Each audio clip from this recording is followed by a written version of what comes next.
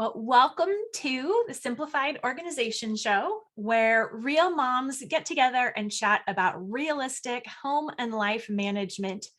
We want to avoid perfectionism, reject overwhelm, and handle housework and schedules and all those things in a way that builds relationships, because our home is supposed to be a tool and not a showpiece. I'm your host, Misty Winkler. I write and blog at simplyconvivial.com. And today I am joined by Dawn Garrett. Dawn is a longtime online and now real life friend. That's right. She loves learning with her 3 children at home. She homeschools following the principles of Charlotte Mason, learning about God and his cosmos by studying the 7 liberal arts in order to know him better, imitate him and his ways, and share about him with others. Mhm. Dawn blogs at ladydusk.com and acts as Pam Barnhill's community manager for Your Morning Basket. She is also the author of I Am, I Can, I Ought, I Will, Charlotte Mason's motto explained for upper elementary students. And that can be found for free at ladydusk.com. So welcome, Dawn. Thank you for joining me today. Thanks. I'm so excited to be here. I'm excited about your new podcast, and we've known each other for a very long time online. So, all these new things are always fun. Yes. So today we're going to chat about handling overwhelm and also have some tips about meals and kitchen work. So I'm excited for that. You want to explain first a little bit maybe about what you have going on in your life? Well, I have 3 teenagers whom I'm homeschooling. They're all in high school. I have a freshman, a sophomore, and a junior. And what do I have going on in my life? I have become less teacher. We still do morning time, so I still have that core where I'm actually teaching, but more chauffeur and banker, where I am driving children places and paying for them to do things that they're doing there. So we have 2 hours a day of organ lessons, a piano lesson at my house, 2 hours of piano lessons at my house once a week, voice lessons, cross country just finished, youth group, co-op.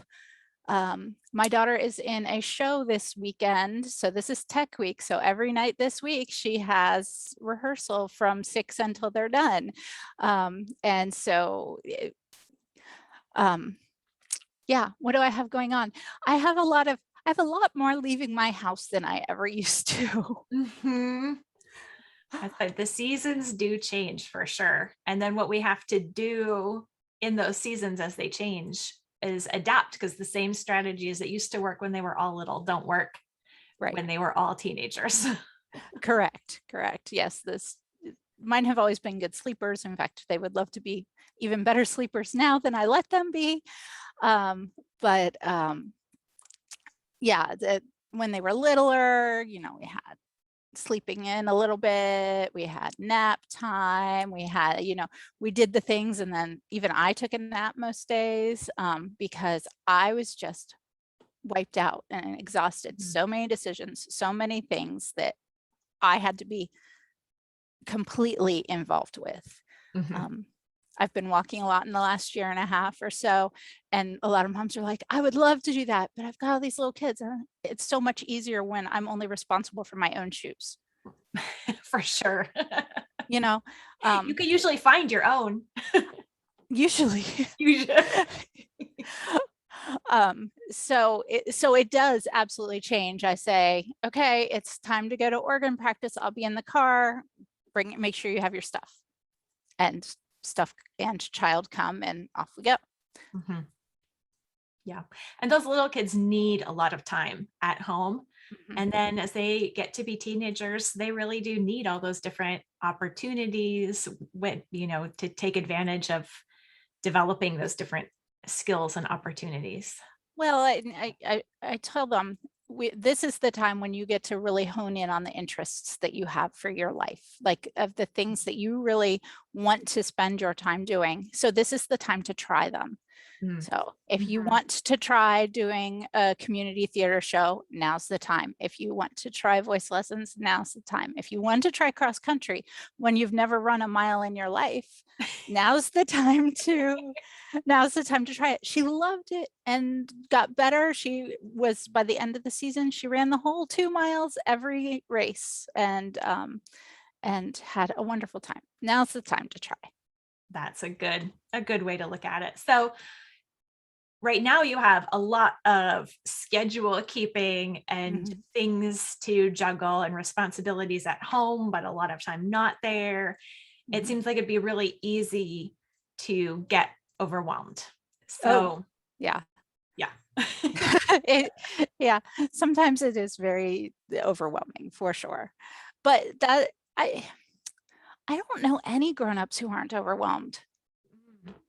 I was thinking about it because I knew what the topic was going to be ahead of time, and I was like, all of the parents that I know, whether they have lots of littles or whether they have lots of bigs or whether they have, um, work and jobs and keeping their home and all of the things that all the grown-ups I know are overwhelmed. So you're in good company if you're feeling overwhelmed with all the things that you have to do. I think most of us are. Mhm. Well, there are a lot of details to keep track of. Mhm, And no matter what those details can change and they change over different seasons of life or just mhm, things going on, but there pretty much are always a lot of things going on and good things. mhm. Yeah, I mean, I want my kids to have those opportunities, like I already said. So in some ways, I'm inviting the overwhelm, um, because I want to make sure that those things are happening. And they come in seasons. Cross country season is done, and that was, long days for meets and 2 nights a week for practice, and you know that was very involved. And the show is ending on Sunday night, so that's been a couple days a week, long, a couple hours at a time, and this week really busy, but that'll end. And then we'll move into the Christmas season after Thanksgiving. So I mean, we'll have a short breather and then we'll move on to the next thing. So what would you say if you were talking to a mom who's just really feeling overwhelmed and um, not liking it, not, wondering what she should do because she feels overwhelmed? Is she doing something wrong because she feels overwhelmed? What would you say to the overwhelmed mom? Well, there are things you can do to coordinate the overwhelm, to contain it a little bit. So that's one thing I'd talk about, and I'll come back around. Um, I'd say to some extent embrace it. You always are talking about our attitudes and the way that we think about things. And so embrace the fact that there are so many opportunities to be had, and um, things might not always be perfect, but you can come back and clean the kitchen tomorrow morning. It will not kill you for that to happen tomorrow morning instead of last night. That's what happened at my house today. Mhm. Um, and it will not, I mean, sometimes you need to just kind of look at it and say, the Lord has given me these things. These are the things that have to be done. We'll get the priorities done and then we'll fill in with the rest. Mm. Um, but one of the strategies that I have at my house is on Monday morning, before morning time, all of my family, my husband's still working from home, which we love, but all of the family comes up to the school table and I pull out my handy dandy Google Calendar. Everybody has their own color. I don't know if you can see that. Everybody has their own color for the places where they need to be and when. And we go through the whole calendar for the whole week and talk about who's driving who when, where does this person have to be when, if two people need to be in different places, how that's going to work out, because certainly two people will have to be in two places at one point or another. So it's going to change. This, what we talked about on Monday, Margaret's voice lesson was scheduled for 10 this morning. I got moved to 11, then it got moved to 11:15. So it's going to change, but at least we have kind of a plan of attack, and we have a general idea of how things are going to work out, and then we can come back and work on the fly if we need to. So that's my biggest for the season I'm in. That overwhelm is knowing how everybody's going to get to the places where we've said they'd be. Mm-hmm. And I think you also kind of pointed out that a part of handling that feeling of overwhelm is knowing that what you're doing, all of the things are good things that each child ought to be doing, and that as a family, you should be doing together. So even if it feels overwhelming at times, that's not necessarily an indication that all of that has to change. It's just a natural feeling that can be set aside, or, deep breath, prayer, but all of these things are good things that we are supposed to be doing right now. Right. Yeah. And so having the things and then filling in around them with the little tasks can really help, like, bring everything down to manageability. Yeah. So break the regular work into the baby step pieces, since you don't have as much time at home to do it at a big chunk. Right. Yeah. Like when we were home with COVID, every Friday, my whole house got cleaned. Like everything got dusted, everything got vacuumed, the floors all got mopped. That doesn't always happen anymore, and certainly not on Fridays, because it just, it has to be done more piecemeal. It is what it is for this season.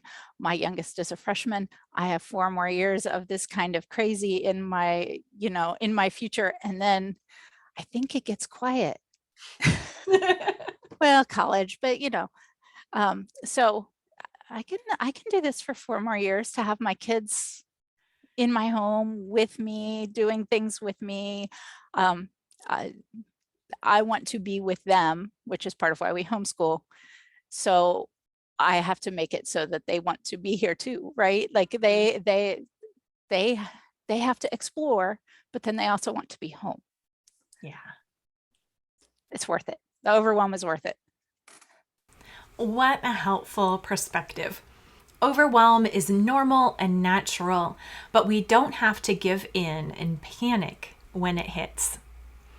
Dawn is able to cope with everyday average overwhelm and teenagers' busy schedules because she knows that each thing that her family has committed to do is important and the right thing for this season in their life. If your overwhelm is not so clear-cut and you aren't sure about your current priorities, then check out my free workshop on answering overwhelm. Go to answeroverwhelm.com and get instant access to the free workshop. That is answeroverwhelm.com. And then stay tuned for part 2 of our conversation with Dawn Garrett, where she gives us all kinds of encouragement and ideas for managing meal times and feeding our families well. And remember, repent, rejoice, repeat.